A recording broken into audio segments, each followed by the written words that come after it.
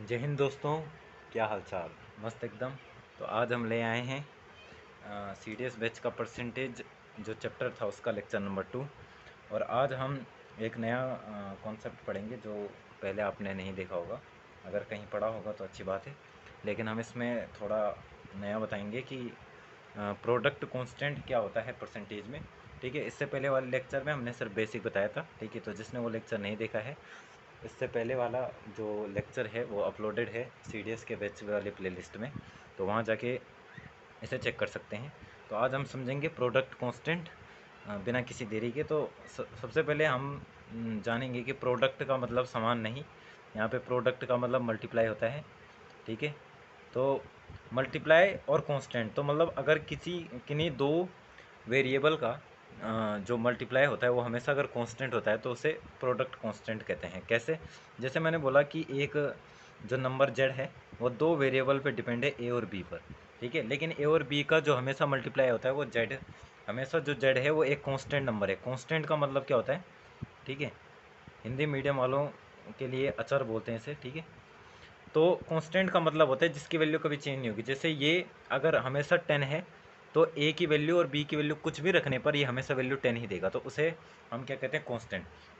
तो product constant रखने के लिए ए और बी की वैल्यू में कुछ ना कुछ ऐसे चेंजेस हमें करने पड़ेंगे ताकि प्रोडक्ट हमारा क्या हो? कांस्टेंट हो। नहीं तो अगर मैं ए को भी इंक्रीज़ करते जा रहा हूँ, बी को भी इंक्रीज़ करते जा रहा हूँ, तो प्रोडक्ट हमेशा कांस्टेंट नहीं होगा। जैसे एक बार मैंने ए को 2 लिया, बी को 5 लिया, तब तो प्रोडक्ट 10 आ चुका है।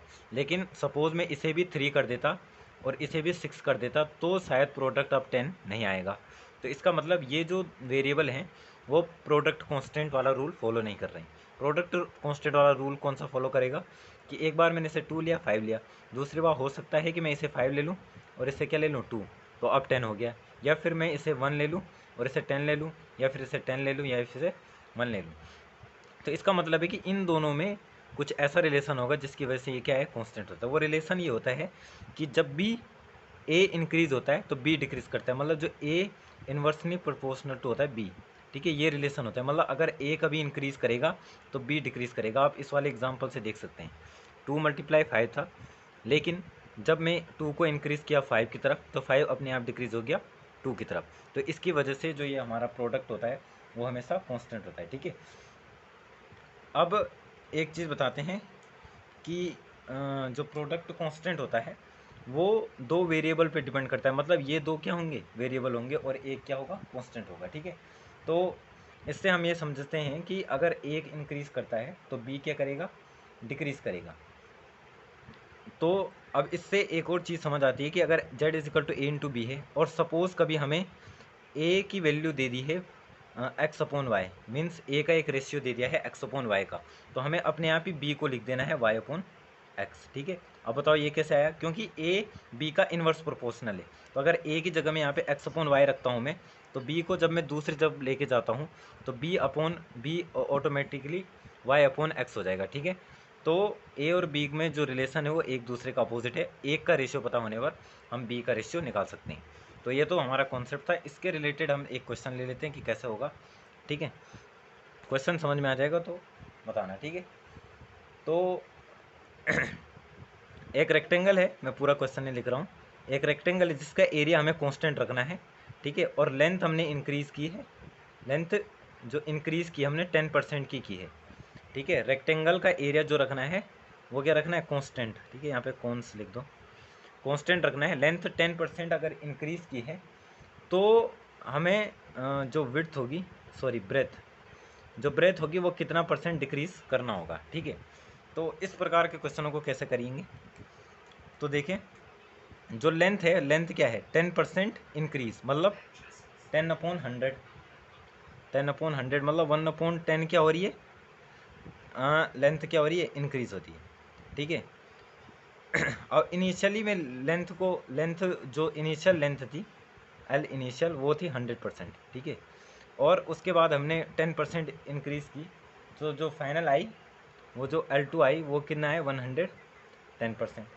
ठीक है, या फिर हम ये समझ सकते हैं यहाँ पे कि अगर 10% का इंक्रीज़ हुआ है, जैसे मैंने प्रॉफिट में बोला था कि 10% का इंक्रीज़ हुआ है, मतलब अगर 10 मीटर उसकी लेंथ होती तो उसमें इंक्रीज़ कितने मीटर का होता? 1 मीटर का होता। हो सकता है ऐसे? क्या बोला मैंने, एक बार फिर समझेंगे। जैसे हमने वहाँ पे कॉन्सेप्ट बताया था प्रॉफिट का पिछले वाले लेक्चर में, यहाँ पे भी सेम चीज़ है कि अगर लेंथ में 10% मतलब लेंथ अगर, यहाँ से भी समझेंगे अभी, पहले मैं यहाँ से समझा लेता हूँ ये, क्योंकि ये ज़्यादा शॉर्टकट है, यहाँ पे थोड़ा लॉन्ग पड़ेगा हमें, लेकिन कॉन्सेप्ट दोनों सिमिलर हैं। देखिए यहाँ पे ये लेंथ का 10% इंक्रीज़ करना ये बता रहा है कि 10 मीटर लेंथ होने पर 1 मीटर क्या होगा, इंक्रीज़ करेगी लेंथ। ठीक है, अगर 10 मीटर की होगी तो 1 मीटर इंक्रीज़ करेगा, 20 मीटर की होती तो 2 मीटर। तो इसका मतलब अगर मैं एल इनिशियल लूँ, मतलब एन इनिशियल में कितनी थी, ठीक है, क्योंकि कांस्टेंट एरिया है, तो एरिया जो कांस्टेंट इनिशियल में होगा वही एरिया कांस्टेंट फाइनल में होगा। तो अभी बताते हैं कैसे होगा। ठीक है, तो लेंथ जो इनिशियल होगी वो 10 मीटर थी, और लेंथ लेंथ जो फाइनल होगी वो कितनी होगी, 11 होगी कि नहीं होगी, क्योंकि इनिशियल में 10 थी, अब 10% इंक्रीज हुई तो कितने का इंक्रीज हुआ, 1 का।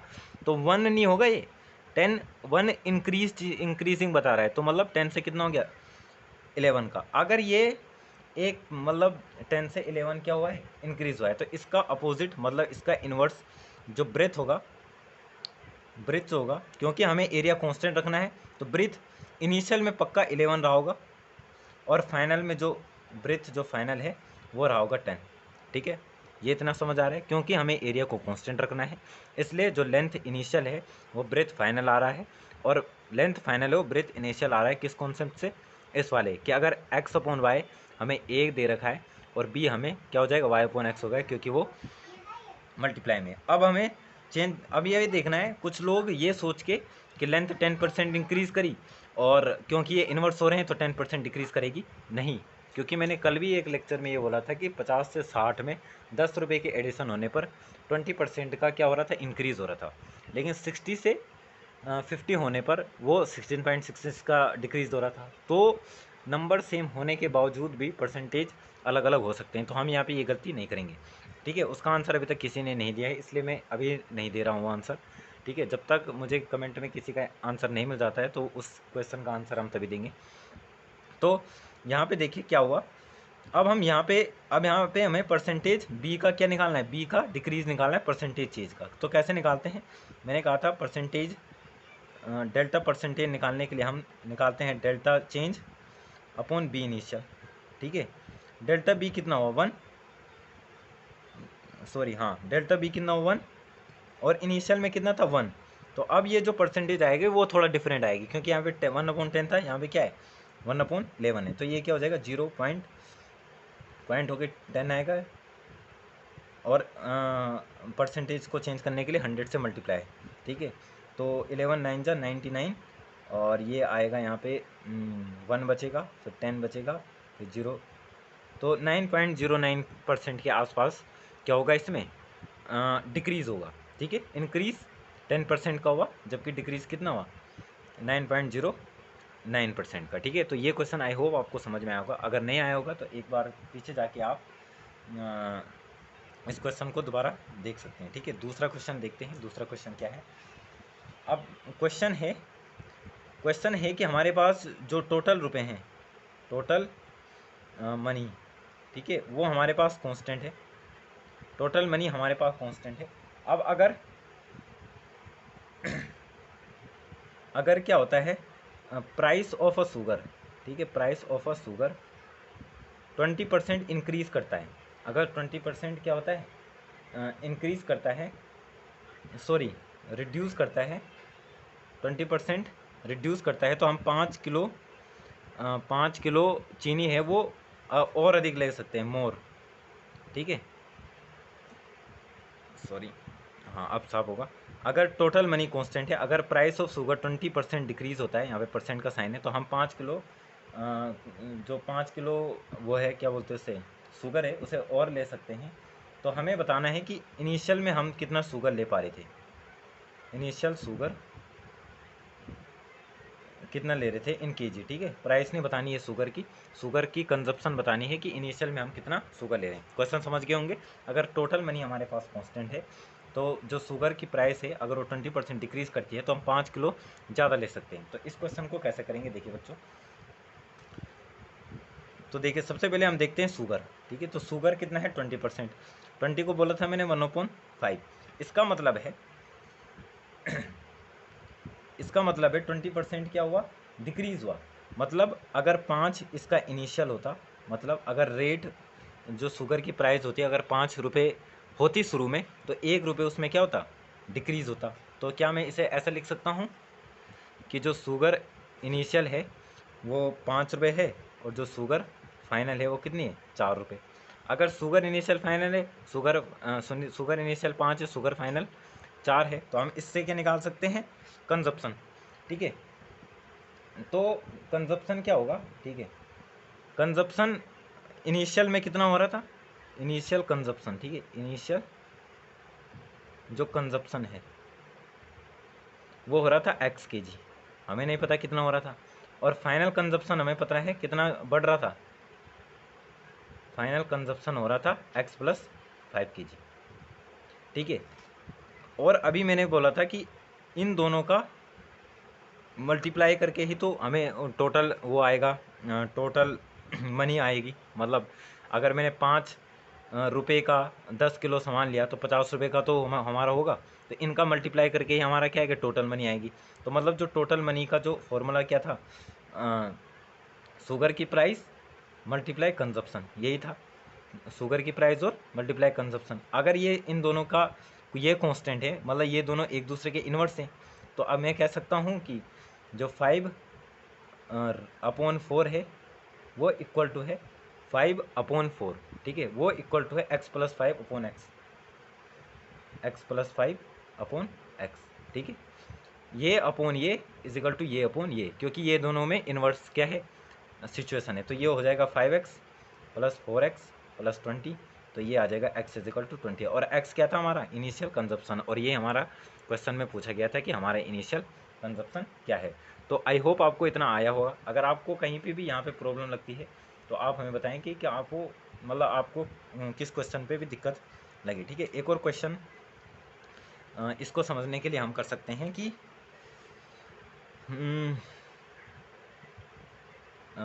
ठीक है, और हाँ, तो एक और क्वेश्चन जो है, इफ़ द प्राइस, ठीक है, प्राइस राइटिंग को देख लें, प्राइस टिकट की जो प्राइस है वो 15 रुपीज़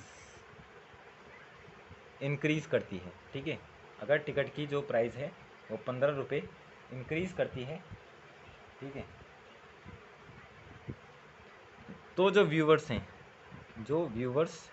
हैं वो डिक्रीज़ करते हैं नंबर ऑफ़ 50 नंबर्स में। ठीक है, यहाँ पे परसेंटेज नहीं, यहाँ पे रुपीज़ में है, और व्यूवर्स भी 50 नंबर क्या होते हैं, डिक्रीज़ होते हैं। और जो रेवेन्यू इनसे जनरेट होती है, मतलब इनसे टिकट से जितने भी रेवेन्यू होती है वो कांस्टेंट है।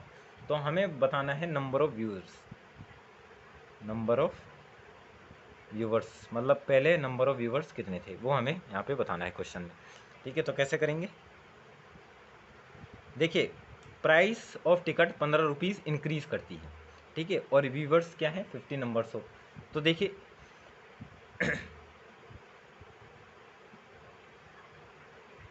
इफ़ द प्राइस, हाँ, 15 रुपीज़ मतलब इंक्रीज़ करती है।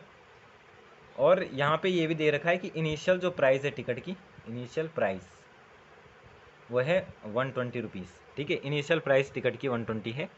तो कैसे करेंगे, देखिए सॉल्यूशन, पहले वीडियो पॉज कर दीजिए। अगर आपको अभी तक के 2 क्वेश्चन का कॉन्सेप्ट समझ आया है तो सेम उसी कॉन्सेप्ट से इसे करना है।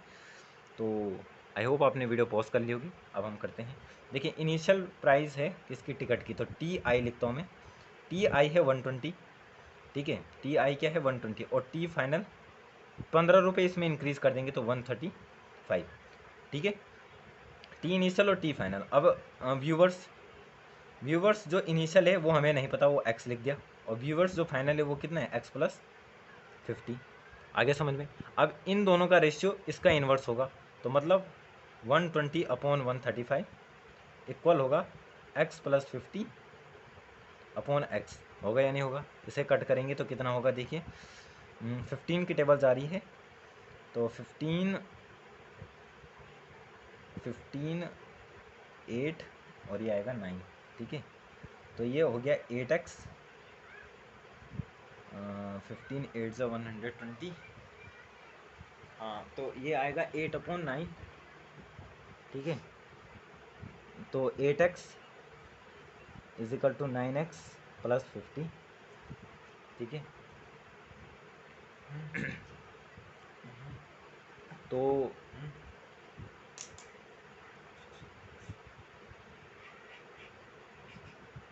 सॉरी, तो 9/8, सॉरी यहाँ पे जो व्यूवर्स होते वो डिक्रीज हुए थे तो माइनस का साइन आएगा, ठीक है। तो यहाँ पे माइनस हो जाएगा, और 9 की मल्टीप्लाई 50 से भी होगी तो 9 5 जा 45, 450। तो ये इधर आएगी तो x की वैल्यू आ जाएगी 450। मतलब इनिशियल जो व्यूवर्स थे वो 450 थे, उसके बाद 50 कम हो गए, तो जो व्यूवर्स आ गए वो कितने आ गए। आई होप आपको दिख नहीं रहा होगा, अब शायद क्लियर हो। हाँ, तो पहले इनिशियल में 450 थे, और बाद में जाके क्या हुआ, बाद में जो व्यूवर्स हुए वो डिक्रीज़ हुए, और 400 के आसपास होंगे। तो आई होप आपको ये कॉन्सेप्ट समझ आया होगा। अगर नहीं आया है तो एक बार फिर से इस जो चीज़ को है, थोड़ा सा लग रहा होगा टफ, लेकिन आसान है। आपको रेशियो समझना है कि पहले हमें कैसे रेशियो बनाना है, उसके बाद इन्वर्स का उसके रिलेशन करके उसके वैल्यू को सोल्व कर देनी है, ठीक है। एक और क्वेश्चन है, क्वेश्चन देखते हैं आप कर पाते हैं या नहीं, ठीक है। क्वेश्चन है, इफ़, ठीक है, प्रीवियस है, if the radius of sphere, if the radius of sphere increased by 10%, increased by 10%, then volume. अब यहाँ पे कांस्टेंट का कोई खेल नहीं है, ठीक है। तो यहाँ पे आपको थोड़ा सा दिमाग लगाना पड़ेगा कि हम लगभग वही कांस्टेंट है, मतलब वही कॉन्सेप्ट है, पर यहाँ पे थोड़ा सा अलग कर दिया गया है। यहाँ पे बोला गया है कि इफ़ द रेडियस, पहले तो मैं बोलूँगा वीडियो पॉज कर दीजिए और जल्दी से सॉल्व कीजिए, 5-10 मिनट लगाइए, और उसके बाद देखते हैं क्या होता है। तो चेक करिए, देखिए, if the radius of sphere increased by 10% then the volume. तो देखिए जो रेडियस है वो 10% इंक्रीज़ कर रही है, मतलब 10/100, मतलब 1/10। मतलब अगर वो इनिशियल 10 मीटर की होती तो फाइनल 1 ऐड करके 11 मीटर की होती। तो मैं बोल सकता हूँ कि आर जो इनिशियल है वो 10 है, और आर जो फाइनल है वो 11 है, ठीक है। ये बात कितने बच्चों को आ गई समझ में। अब ये है कि आर इनिशियल, अब पहले वॉल्यूम क्या होता है, तो यहाँ पे देखिए वॉल्यूम होता है 4/3πr³, ठीक है। आई होप आपको हो गया। ये तो कांस्टेंट है, मतलब वॉल्यूम किस में डिपेंड कर रहा है, r³ में। वॉल्यूम किस में डिपेंड कर रहा है, r³ में, ठीक है। तो यहाँ पे वॉल्यूम चेंज बताना है, वॉल्यूम परसेंट चेंज, ठीक है।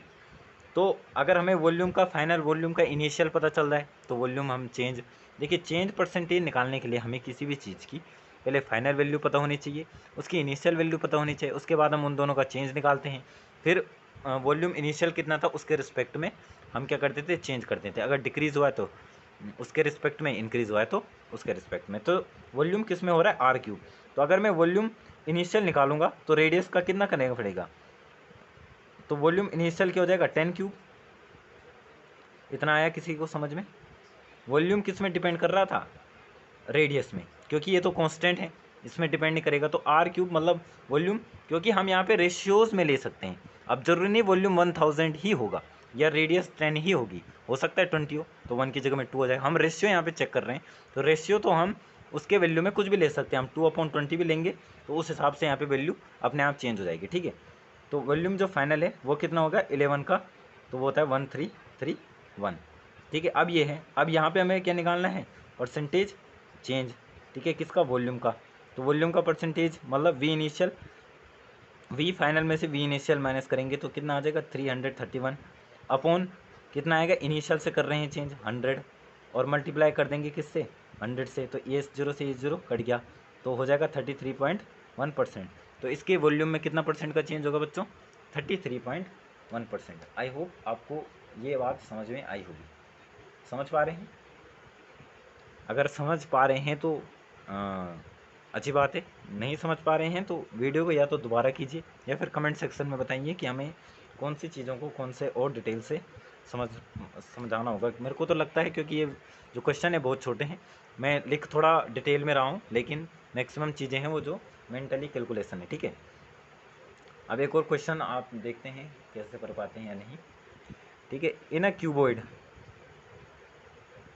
ठीक है, सॉरी, क्योंकि डिवाइस जो है वो ओवर हीट कर चुका है, तो इसकी वजह से लाइट थोड़ा सा कम हो गई है। वेट करिए थोड़ा।